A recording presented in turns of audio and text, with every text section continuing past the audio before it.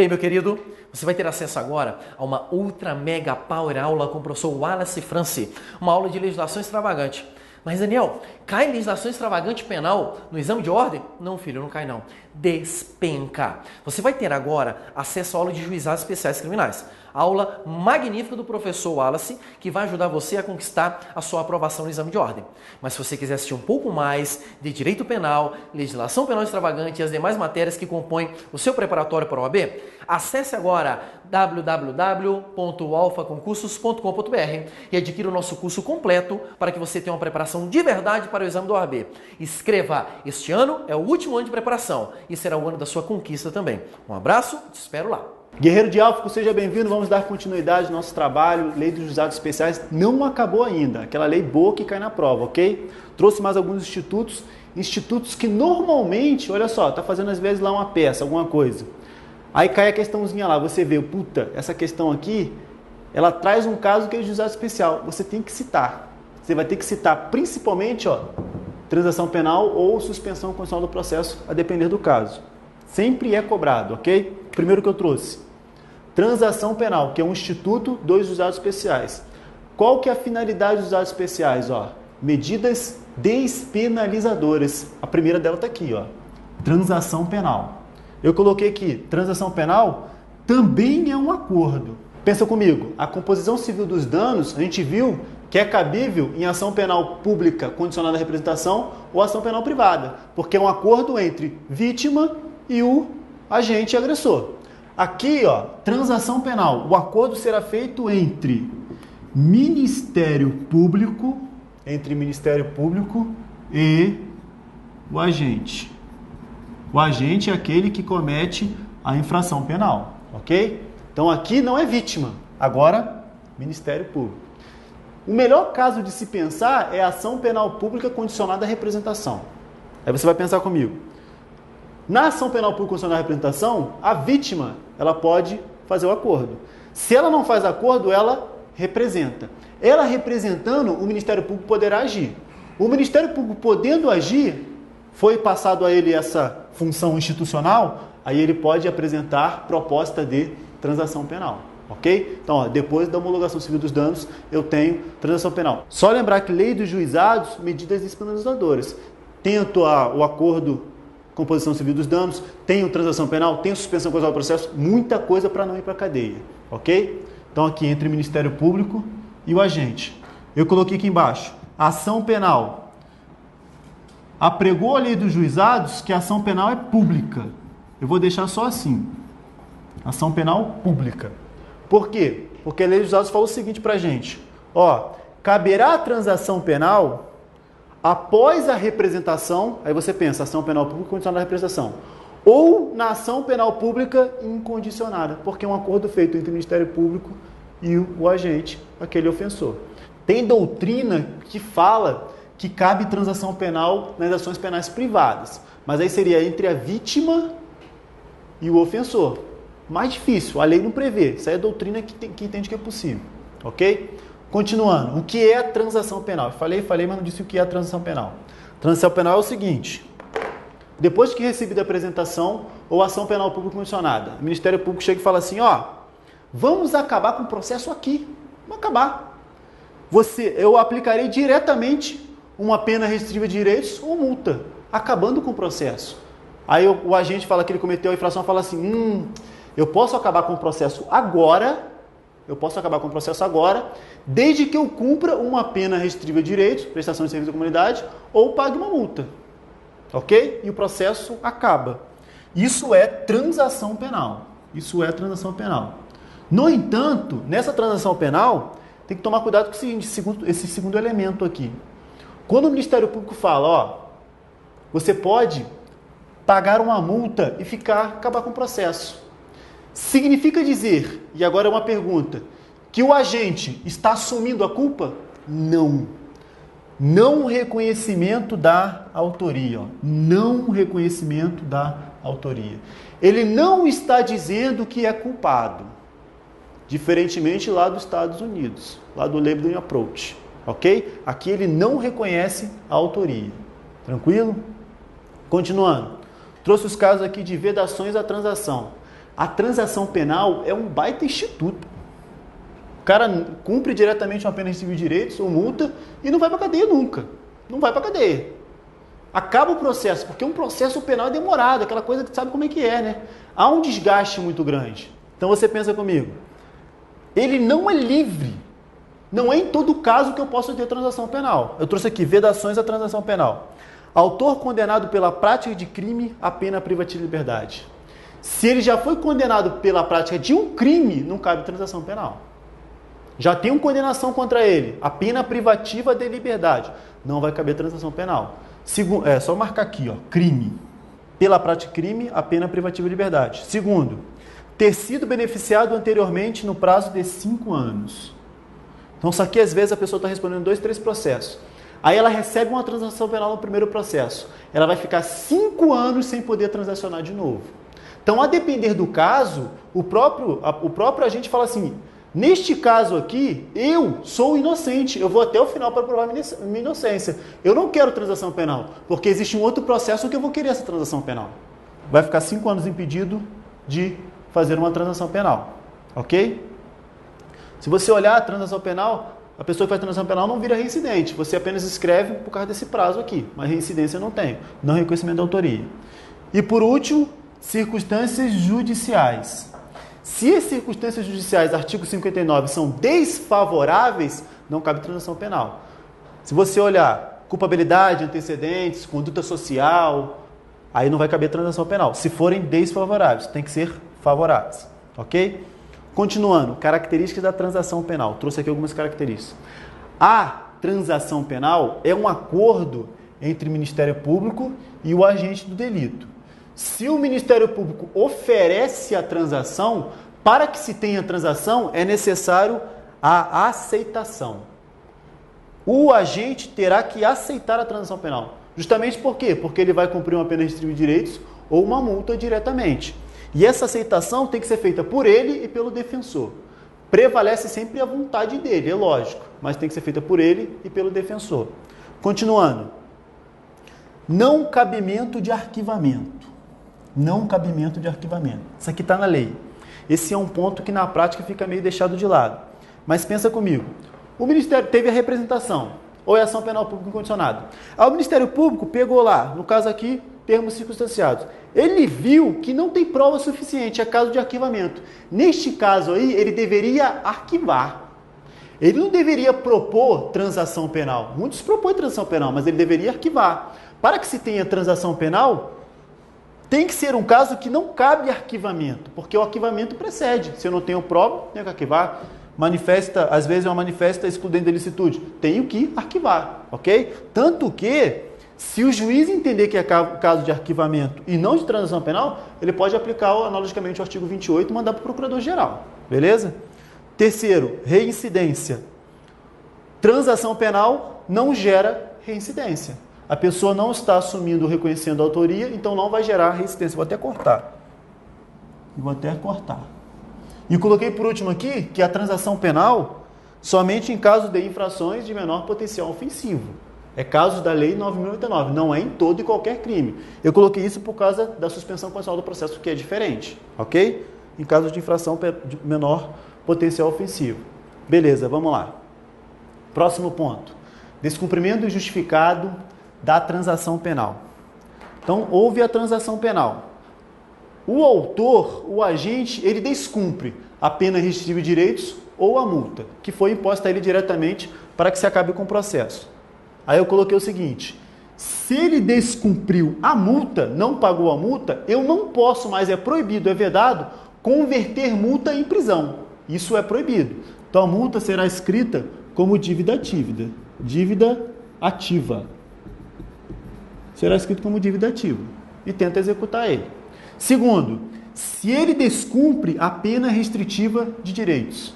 Se ele descumpre a pena restritiva de direitos.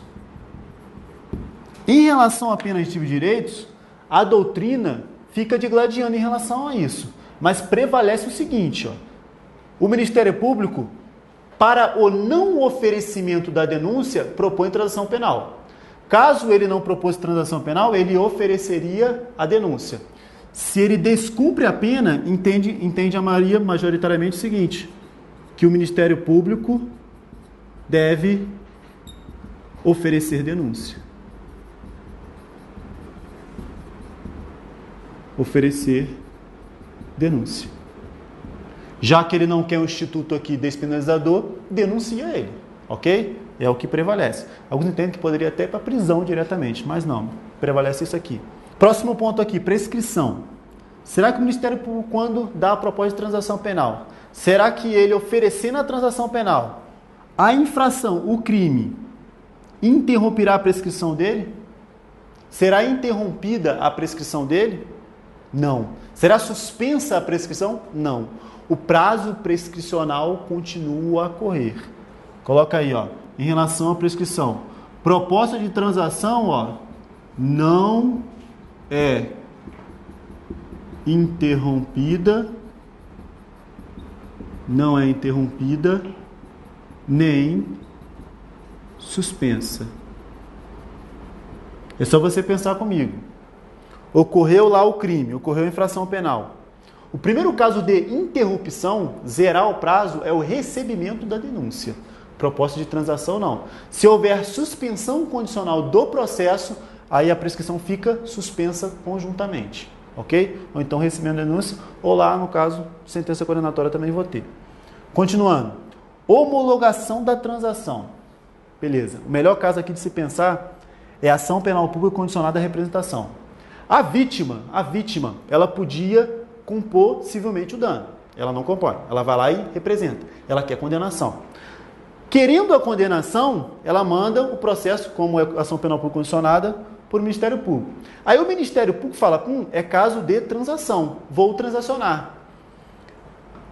Sendo um crime, eu tenho o Estado juiz aí por cima.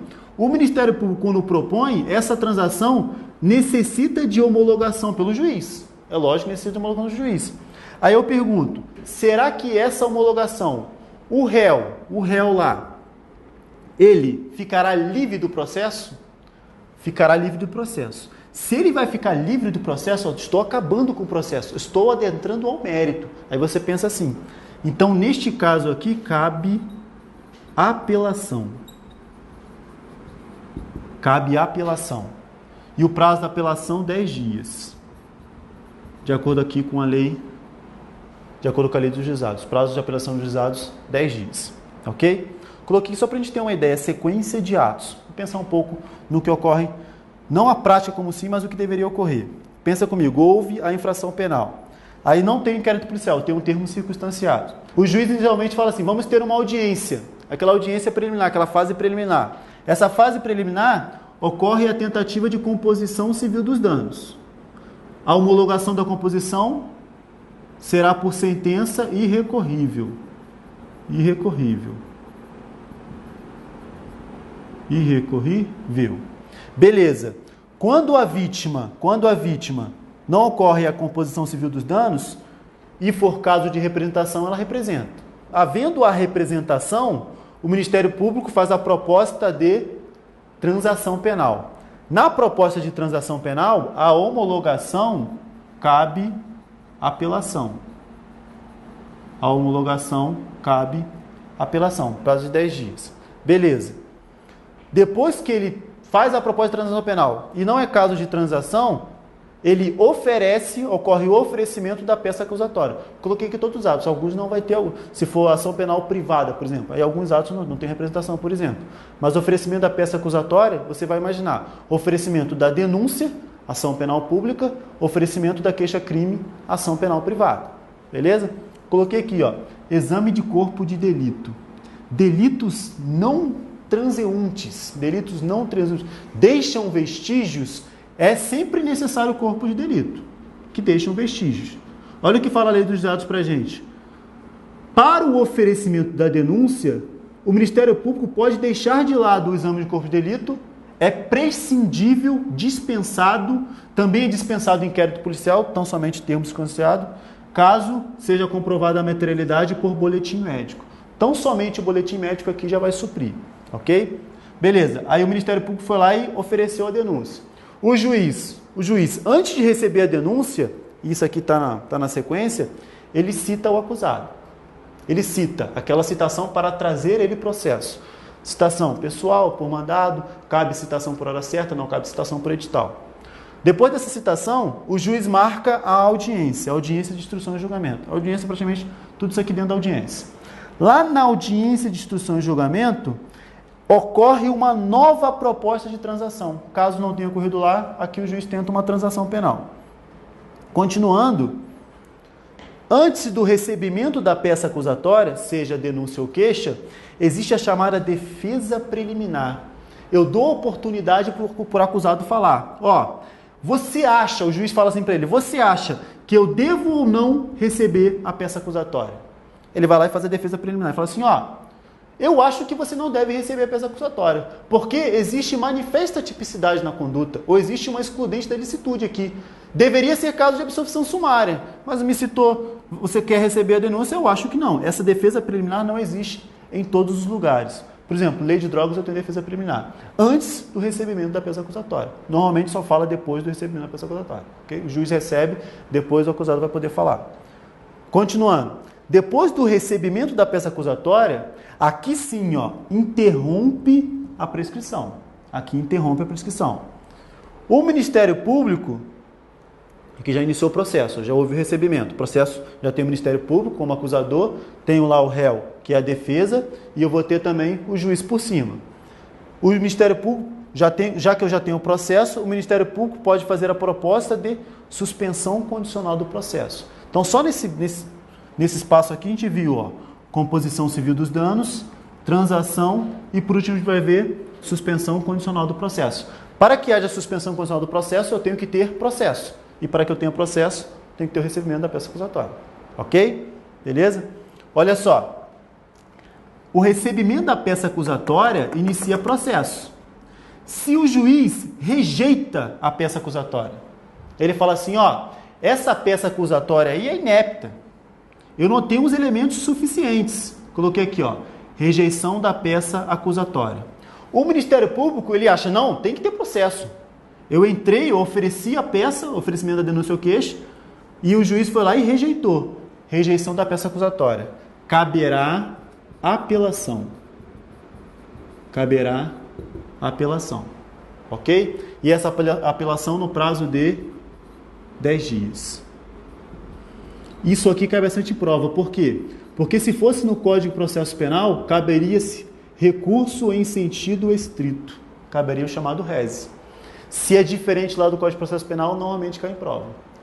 Caberia recurso em sentido estrito. Só para ter uma ideia, a apelação lá no CPP, isso aqui é interessante, o prazo é de 5 dias.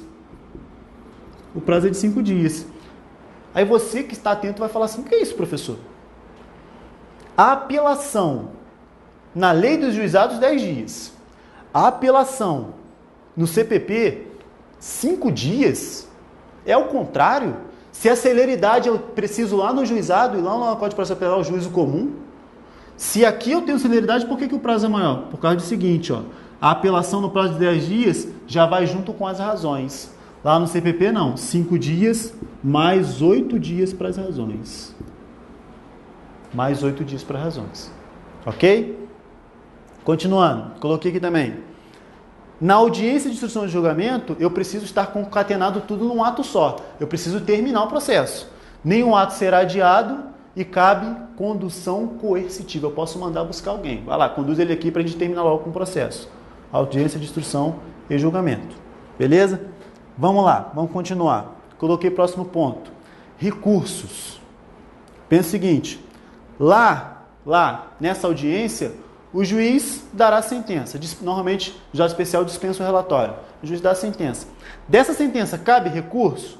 Cabe recurso. Se você for pensar, juizado especial civil, o recurso é recurso inanimado. Recurso inanimado. Aqui cabe os recursos, tal, se adentrou o mérito, cabe apelação. Mas, o mais importante aqui, turma recursal. Turma recursal. A turma recursal está no primeiro grau. E ela é composta por 3 juízes. Será composta por 3 juízes. Então, lá no juizado tem um juiz responsável, daquela sentença ela cabe recurso para a turma recursal. Não sobe para o Tribunal de Justiça. ok? Coloquei também aqui a súmula 376. Mandado de segurança contra ato de juizado especial será julgado por turma recursal. Mandado de segurança contra ato de juizado especial será julgado por turma recursal. Coloquei um outro recurso aqui, embargos de declaração. Esse é importante porque ele é diferente do Código de Processo Penal. Se é diferente, a gente tem que decorar. Diz pra gente a lei dos juizados que cabe embargos de declaração contra sentença ou acórdão. Sentença, fica até difícil falar, sentença é uma sentença, mas sentença é uma decisão feita pelo juiz do juizado. Acórdão pela turma recursal. Normalmente acórdão por tribunal. Acórdão aqui pela turma recursal. Então, contra a sentença lá, juiz do juizado, cabe embargo de declaração. Contra acórdão da turma recursal, cabe embargo de declaração. E o embargo de declaração você vai ter que entrar com ele, vai intentar, quando houver obscuridade, contradição, omissão ou dúvida naquela sentença ou naquele acórdão. Vale ressaltar, mas prova a primeira fase sabe como é que é, ó. No lugar de dúvida, lá no CPP está ambiguidade. Ambiguidade. O resto é igual, mas nesse aqui está ambiguidade. Ok? Prazo para embargo de declaração. O prazo é o seguinte, 5 dias. 5 dias para o embargo de declaração.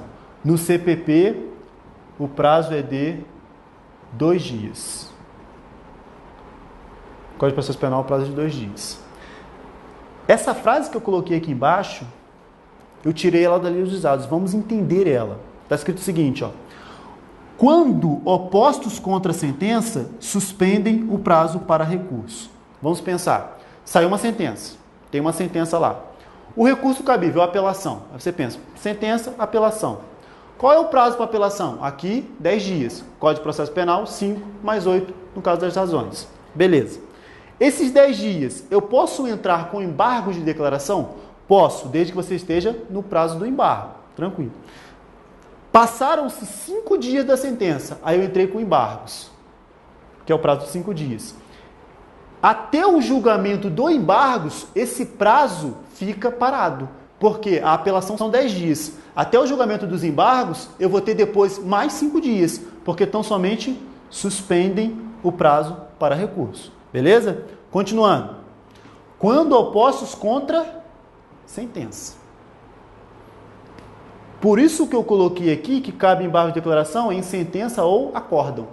Em sentença ou acórdão. Se for acórdão de turma recursal, entrou com embargo, zera. Aí você vai ter 10 dias. Aí vai ter 10 dias.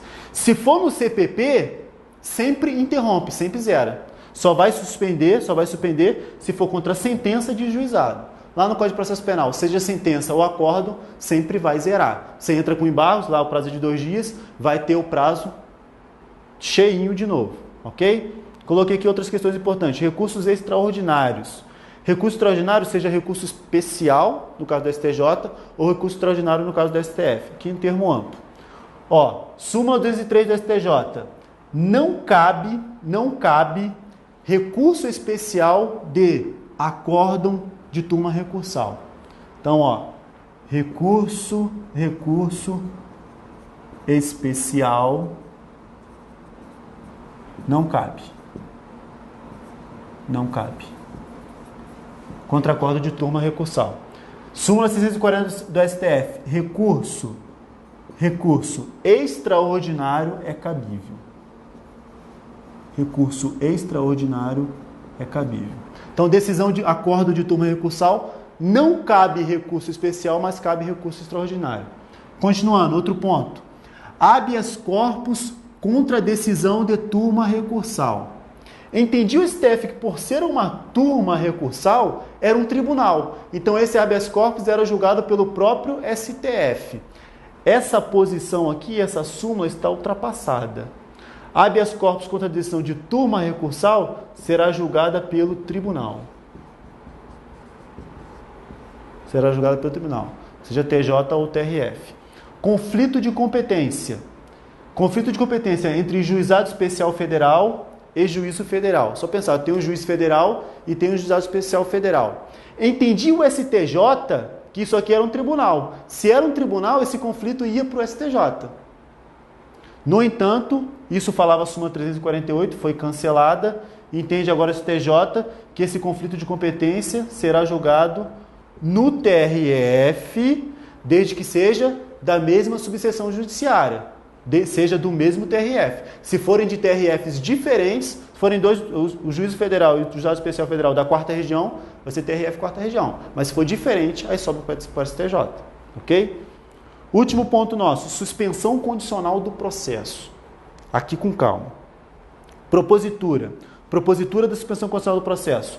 Ministério Público. Após o recebimento da denúncia, o Ministério Público pode falar assim, vamos suspender o processo? Fala para o juiz, vamos suspender esse processo. Esse processo ficará suspenso pelo período de 2 a 4 anos, chamado período de prova. 2 a 4 anos. Então, antes, lá no início do processo, o Ministério Público fala assim, não condena ele, vamos suspender o processo, já suspende o processo. Recebeu a denúncia, suspende o processo, de 2 a 4 anos. Vou colocar aqui, aplicação da suspensão. A suspensão é aplicada quando a pena mínima seja até 1 ano. Até 1 ano. Interessante falar que a suspensão condicional do processo ela é aplicável não somente nos juizados especiais, seja em qualquer lugar. Às vezes o furto, lá no juízo comum, 1 a 4 anos, não vai para juizado, porque a pena máxima ultrapassou os 2 anos e muito. Neste caso, a pena mínima é 1 ano. Cabe suspensão? Cabe suspensão mesmo que lá no juízo comum. Seja onde estiver, se a pena mínima for 1 ano, cabe suspensão condicional do processo. Entende o STF também o seguinte, às vezes a pena mínima é a multa, porque o crime eu tenho a pena de 3 a 5 anos, ou multa. Quando eu falo ou multa, a pena mínima é multa. Se a pena mínima é multa, é inferior a 1 ano. Mesmo que eu tenha dá um exemplo aqui bem grande, pena de 10 a 20 anos, ou, não pode ser ou multa. Qual que é a pena mínima? Multa. Cabe suspensão condicional do processo. Entendimento do STF. Ok? Requisitos para suspensão condicional do processo. Não esteja sendo processado ou condenado por outro crime. Por outro crime, não falei contravenção. Se estiver sendo processado ou foi condenado por outro crime, aí não cabe suspensão condicional do processo. Ok? Condições da suspensão. Pensa comigo, o que é a suspensão condicional do processo? Como se fosse suspensão condicional da pena, mais ou menos a mesma coisa. Mas, condições. Reparação do dano, caso seja possível reparar o dano. Se for impossível reparar o dano, aí não precisa dessa condição. Proibição, lá no período de prova, ele vai ficar proibido de frequentar determinados lugares. Proibição de ausentar-se da comarca, só poderá se ausentar se o juiz assim determinar, precisa de autorização judicial, ou comparecimento a juízo. Comparecimento mensalmente. Todo mês ele vai ter que ir lá ao juízo falar, as atividades que eu estou fazendo são essas, estou trabalhando em tal lugar. Todo mês vai ter que ir ao juízo. São as condições da suspensão. Aqui comigo, aqui cai uma questão boa. Se ele não repara o dano porque ele não quer, se ele não repara o dano porque ele quer, ou pratica um crime, o juiz é obrigatório a revogar a suspensão condicional do processo. Ele é obrigatório. Aqui é revogação obrigatória. Revogação obrigatória. Se ele descumpre um desses 3 casos aqui, mais, ou comete uma contravenção penal, aqui nesse caso, o juiz pode revogar a suspensão condicional do processo. Revogação, casos de revogação facultativa. Ok? Casos de revogação facultativa. Normalmente sempre cai uma dessas aqui, ou contravenção, e fala que o juiz é obrigado a revogar a suspensão. Não é obrigado. Aqui é revogação facultativa e não obrigatória. Ok? Continuando, prescrição. A prescrição fica suspensa. Suspendeu o processo, suspende também a prescrição. E por último, extinção da punibilidade. Passado o período de prova, de 2 a 4 anos, a pessoa cumpriu tudinho da suspensão condicional do processo. Chegou lá no final, vamos colocar aqui 4 anos, depois de 4 anos, cumpriu todos os requisitos, o juiz vai e extingue a punibilidade, ok? Acaba com o processo dele, acaba com a punibilidade. Tranquilo? Para fechar o último ponto, coloca aí, ó, desclassificação do delito. Desclassificação do delito. Lá na sentença, no final de um processo, o juiz entende que, na verdade, o crime é um menorzinho, que cabe suspensão. Mesmo lá no final do processo, ele pode aplicar suspensão condicional do processo. Porque, em regra, a suspensão condicional do processo, ela é no início do processo. Vamos suspender o processo aqui no início. Agora, vamos supor que era um caso que não cabia suspensão, e lá no final ele desclassifica o delito. Se ele desclassifica lá no final, cabe a suspensão condicional do processo. Ok? Com isso, eu termino aqui os aspectos mais importantes e interessantes da lei do juizado. Foi um prazer, um abraço e até uma próxima oportunidade. E aí, meu querido, o que você achou da aula do professor Wallace? O moleque é fodaracho, não é verdade? Pois é.